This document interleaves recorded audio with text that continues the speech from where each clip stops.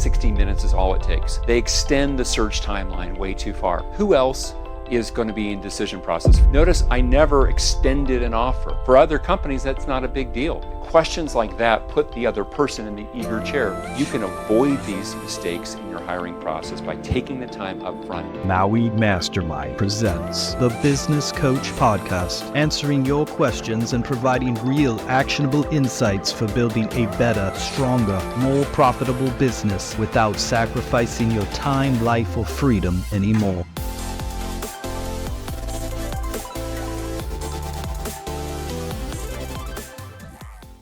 Well, welcome to another episode of The Business Coach. In this episode, we're going to be talking about how to avoid the three most painful hiring mistakes. I watch clients make these mistakes until we can teach them the right way and give them the tools for doing it the right way. And I want to give you the very best I can so that you can avoid making these costly, dumb, and completely avoidable mistakes that so many other businesses make time and time again. So let's get into it, the heart of it. First of the three mistakes, not taking the time up front to know who exactly you need to hire. So think about it. We are going to spend anywhere from 5 to 20 hours interviewing various people to make a hire. And we're going to spend another 10 to 100 hours onboarding and initially training to get a new team member up to speed over the first 3 to 12 months of their hire. And yet, I can't tell you the number of coaching clients that we have that the first time they start doing hiring when they're a new client, they rush into making that hire without taking the 30 to 60 minutes that it takes to define clearly on paper who specifically they need to hire, who they're looking for. Now, we have a process inside the Maui companies with the business coaching clients we work with called the hiring gold standard. It's a 6-step hiring process. And I want to share with you a concept from that called clarifying the must-haves for the role. So you think about it. I want to make sure that I learn for that position, what are the 5 must-haves, the non-negotiables that this person must have for them to be successful for this role. To do that requires a little bit of work. 30 to 60 minutes is all it takes. Number 1, what specifically is the role? What's the job to be done? What are the roles and responsibilities? How is it that this person actually creates the most value doing this role? And how will they and the company know that they're doing a great job? How will you measure success in this role? I get clear on that those 3 elements are my job description. Then from there, I do my candidate profile, right? What does the person have to be able to do that job really well? What are the backgrounds and experiences they have to have? What are the skills they must have demonstrated they've developed? What are the credentials if they need to have for this particular role, or the educational background if they need that? What type of personality qualities or character traits do they need to have? Et cetera, et cetera. What kind of track record? And I get that there, and I'm going to end up with a long list of criteria. There's no way I can hire to that long list. It's going to be 28 different things that I want. From there, I now boil it down to say that what are the 3, 4, 5 absolute non-negotiable must-haves for this person to do this role extremely well. And so a couple of examples might be, let's say you're hiring a new project manager. One of your must-haves might be that this person has a proven track record that they've been successful for at least 3 years doing similar work of project management in your industry before you can hire them. That would be an example of a one must-have that you might have. Another must-have that I've seen might be that this person must be a cultural fit, right? If your company believes in processes and procedures, it believes in keeping drama out of the workplace, you don't want to hire a drama king or queen. You don't want to do that because it would jar. For other companies, that's not a big deal. Not that everyone wants the drama, but maybe in your company, that's not a big deal. You look at that as excitement, right? Every company's different. Let's say you're hiring a controller. One of your must-haves might be that the person demonstrates their knowledge and skill of your accounting software. Let's say, for example, you use QuickBooks. Probably 95% of our of small businesses under $50 million a year use QuickBooks. It's a pretty common one in the world. So there are actually tests that people can take that they have to prove their knowledge. How do we book income? How do we deal with the balance sheet item? How do we correct this? How do we do that? There are actual tests that they can take online that you can now see their score for their fluency or proficiency. You might say that they have to score at a certain level before you would hire them for that bookkeeping or controller role. You might say that in a controller they must have a minimum of 10 years of direct experience and success doing this role for other companies, of which at least 5 of those years is directly relevant for your industry or your type of company. Maybe you have lots of inventory you have to manage, or maybe you have no inventory. The controller is going to be a different need depending on that. Maybe for you, you're hiring a brand new leader for your marketing pillar. And so one of your must-haves might be that this person is going to be high odds of being a long-term fit. Why is that? Because it might take a long time for this person to truly get up to speed about your industry, your customer profile, your current marketing systems, how your marketing fits in with your sales, how your marketing fits in with your finance department, how your marketing fits in with operations and production, right? So you want to make sure that this person has high odds. So if I know that's one of my must-haves, I'm going to look for things like, does their resume history show that they stayed with various roles that they've had for 3 years, 5 years, 9 years, or does it show that they hop every 6, 12, 18 months? I'm going to start asking questions about why, if it's a physically located job, why this location fits. Are they new to the area? Like I have a client of ours that we've worked with for years that's in Hawaii. Actually, we have money clients that are in Hawaii, but this one in particular says, David, I can't hire a new production person that doesn't already live in Hawaii and hasn't lived here for a while. Why? Because he says when he brings people from the mainland over, because they like the dream of Hawaii, living in Hawaii is not quite the dream. Cost of living is quite high. It's hard to find living accommodations for himself. People get a little bit of island fever, he'll call it. So he has to hire people that have already proven that they want to stay there on the island because they've shown that they're there on the island over time. So when you hire to these must-haves, what it does is it gives you a new focus for what you interview for. And in all your interview questions and your resume review, you're looking for how they do on these 5 must-haves so that in the process you can give them your best score, 1 to 5, how strong they are in each of your must-haves. And the rule is I don't hire people who don't have 4s and 5s in my must-haves. If they don't have 4 out of 5 or 5 out of 5 on my must-haves, that's a risky hire. In some instances, I might make the exception for someone and hire someone who has a 1-3, as long as the other numbers are 4s and 5s, I might. But if they have a 2 in an area, and I've said that area is jugular, it's a non-negotiable for them to be successful in that role, I can't hire them. I can't hire them. I'm setting them and myself up for frustration and success and failure. Set yourself up for success. Hire the person who scores on the must-have. So I structure the interviews. I structure my conversations with references. I structure how I sort through resumes to look for how can I get an objective measure of their must-haves. Next piece, the second hiring mistake that we watch happen time and time again that we have to work with new clients on coaching them through is the mistake is they extend the search timeline way too far. Depending on the job market, you would have heard this on an earlier episode we did with Darren Carr from Carr Talent, a very experienced recruiter. He talked about companies make this mistake all the time. Their hiring timeline goes on for so many weeks that the good candidates in the front end of the process, they end up going to work for a competitor or for some other company because the hiring process was extended too much. So depending on what you're doing in the role, etc., we want to compress the timeline to create urgency and a sense of drive to get that position filled with a high caliber person. Now, when we're looking for good candidates, the way it typically is going to work is we want to do all of our sourcing of a candidate pool up front. What we don't want to do is we don't want to drip a tactic. Oh, I'll put an Indeed ad out. Oh, now I'll talk with a recruiter. 2 months later, still haven't found the person, then and only then I'll do this step. We want to do as much as we can up front to gather a good quality candidate pool. Now, people ask all the time, David, how many candidates do I need to have to know that my candidate pool is a good enough one? And we call this the golden 3. Now, the Golden Three says you need as large of a candidate pool as it takes to get up to 3 finalists for the position, each of whom is strong in the must-haves and each of whom wants the position. When you get to that role, it's easy to make a great hire.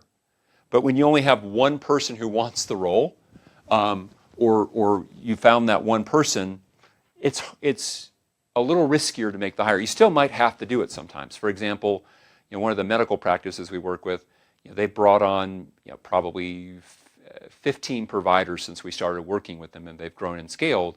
Finding a provider, especially a physician, is difficult to do in the world right now inside of North America. And so for them, when they find a good provider, they're not going to have the Golden Three. They're going to have one person who says, I really want to be in your area and work with you, and that's what it is. But in general, the heuristic, the shortcut says, if I can get to a candidate pool of 3 great candidates, each of whom are strong in my must-haves, each of whom want the position, I'm going to have high odds of making a very good hiring decision.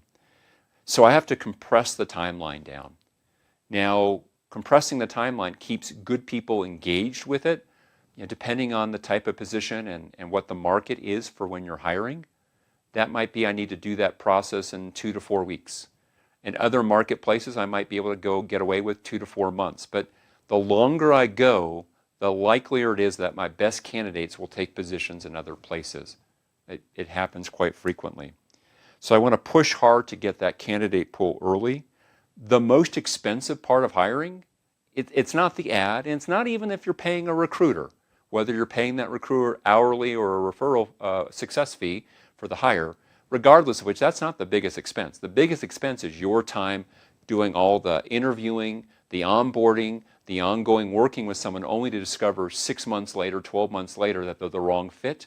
And it's the opportunity cost of having the wrong person in that role that you lose all the momentum and have to go back over it again.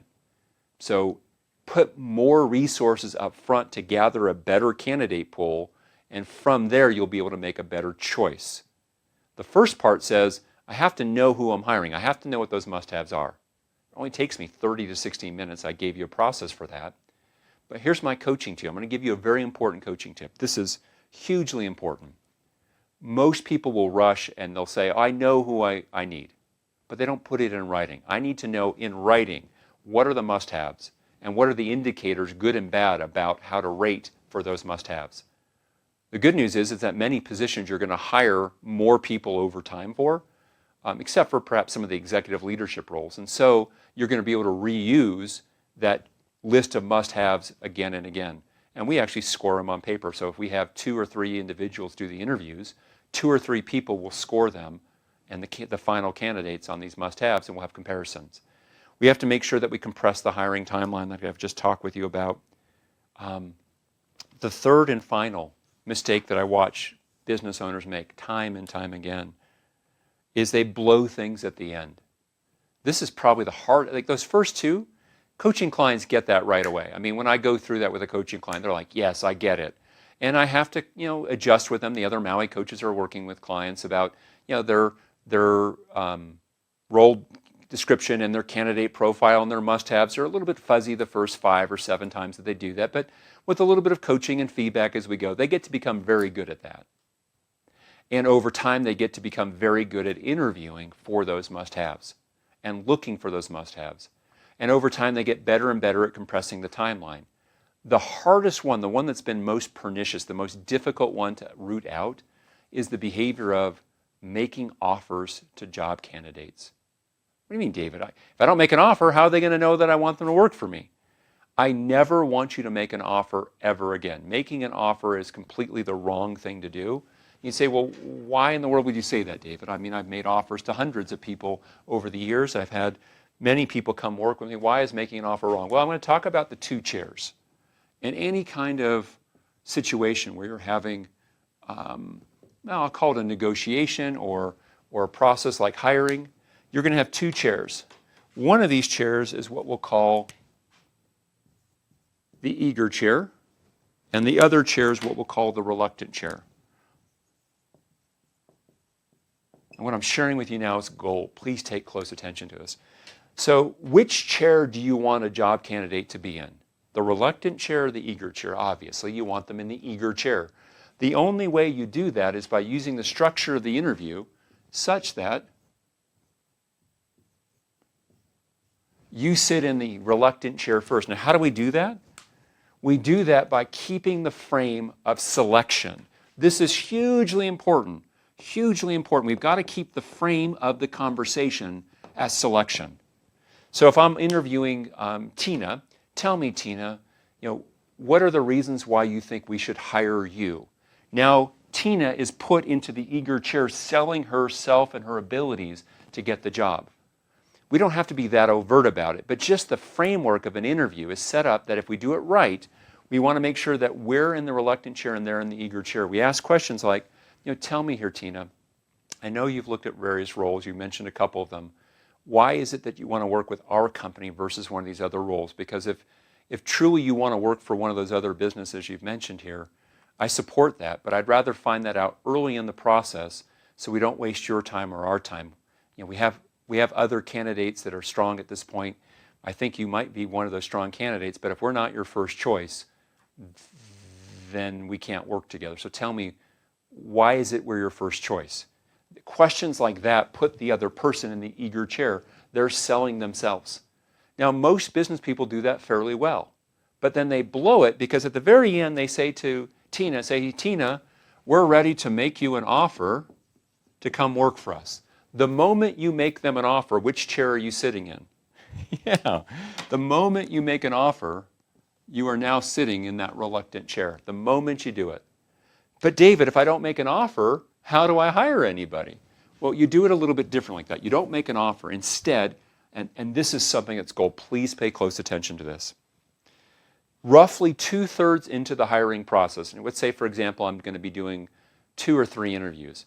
Somewhere in the second interview, probably in this case, I need to clarify 3 things with them. I need to talk about money, compensation. I need to talk about decision-making process and who else is involved. And third, I need to talk about the timeline for getting started and future pace them. We talk about this as about preconditioning a strong candidate to make sure that they want the role. And here's what we do. We say things like, Tina, this role is going to be somewhere between $90,000 to $100,000 as what this person will start with. Over time, obviously, the person, as they do better and better and perform in the role, will have the ability to earn more and contribute more. But that's the starting range that we've got here. I know we're still early in the process here, but I want to make sure, are we in the right neighborhood? I'm asking this because we're early enough in this process. We have other candidates that we can go in a different direction, but I want to make sure that we're good, that that's the neighborhood that we're talking about. Listen to that language, the neighborhood we're talking about. Tina's going to say, because she's sitting in the eager chair, yeah, that makes sense. That's about what I was expecting. Now, whatever range you give, Tina's going to want the upper end of that range, just to note that for yourself. You can give a different range to different people or not, depending on your own choice. Second thing I need to do is I need to talk about who else. Who else is going to be in decision process? For example, let's say Tina is married and has a significant other, Paul. Later on, if I don't do this when I quote unquote give her the offer, she's going to say, well, this is great. I want to do it, but I do need to talk with my husband, Paul, to get his take. So we need to preempt that. We need to condition that so that's no longer a stopping point. We do that roughly 2/3 of the way through by bringing up who else. Now, I can't ask her about her husband. I can't ask her about her wife. I can't ask about any of that stuff. Why? Because marital status is a protected class, right? I can't do that. If she brings up that she's got a husband or spouse or a significant other or wife, wonderful. I can then ask about that. But if she doesn't, I just need to ask, hey, Tina, tell me, who else do you look to help you make, when you make the final choice of where you're going to work at, who else do you look to help give input about that? Or I might say, Tina, is there some one person that you look to that you're going to have to make sure that he or she is on board when you make this final choice of where you choose to work, a work home for yourself? And she might say, well, that would be my husband, Paul. Great. Well, at this point, I'm assuming that you've talked with Paul about the role, and Paul probably knows you better than I ever can. So let me ask you, why did Paul feel this was the right fit for you? Listen to that question. Why did Paul, or why does Paul feel this is the right role for you? Now, because she's sitting in the eager chair, chances are she's going to give you reasons why her husband her significant other want her to take that role. Or she might raise concerns about why, well, he was actually not sure if this was the right role. We really don't want to be, it's a 45-minute commute for me each way.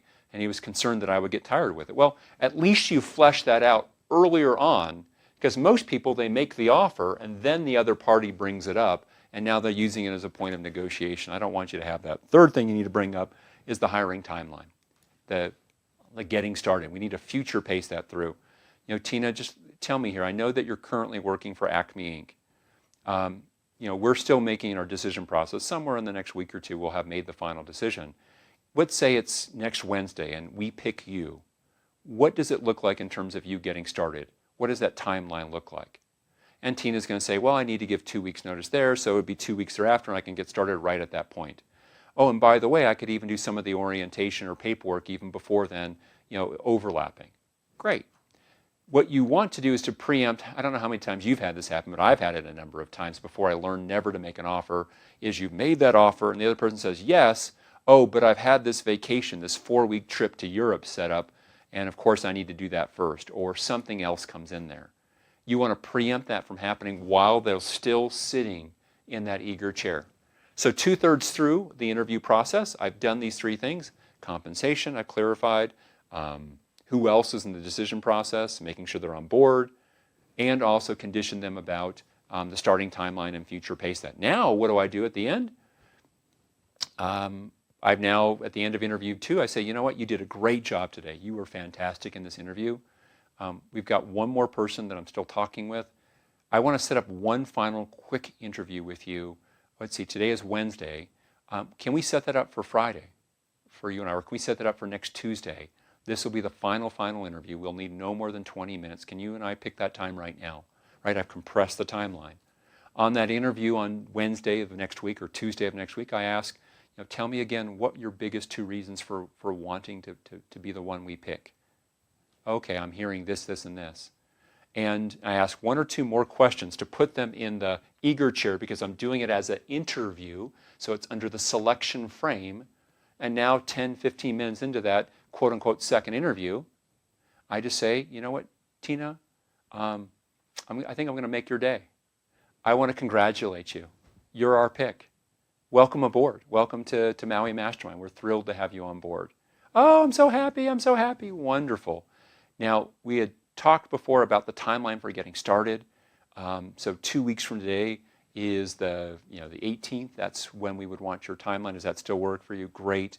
As we talked about before, the starting range would be between 90 and 100. Actually, based on your experience set, we decided to go at the upper end of that, $100,000. I'm assuming that works for you. Great. And then let's get clear on what the next steps are. Notice I never extended an offer. I merely congratulated. It's a very different way of doing that.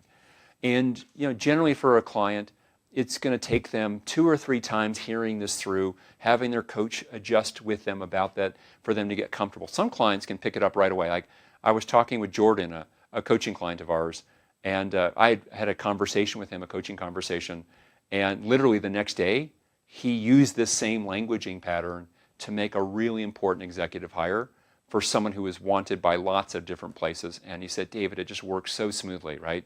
Didn't have to worry about negotiating on this. I didn't get stalled about needing to talk with a spouse. I didn't have someone trying to extend the timeline before they got started. It just worked so well, and she's starting with us next week, right? How cool is that? So for you, you can avoid these mistakes in your hiring process by taking the time up front. It only takes 30 to 60 minutes, right? Less than an hour to get clear on the must-haves of who you need to hire, and then hiring to those must-haves. Number 2, the second piece that we talk through is we've got to compress that timeline. We've got to front load the efforts to gather the candidate pool up front. What happens if we don't get the right candidate pool? Then we simply put a pause on the hiring and take a deep breath. And 2 weeks or 2 months later, we go back and start fresh with another round of hiring with that part.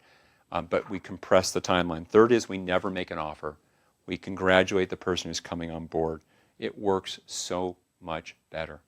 Well, Thank you for spending the last period of time with me and the Business Coach. I hope you have some new thoughts and ideas that you can put into place, practical ideas to help you hire better people more successfully. I wish you the very best. Thank you.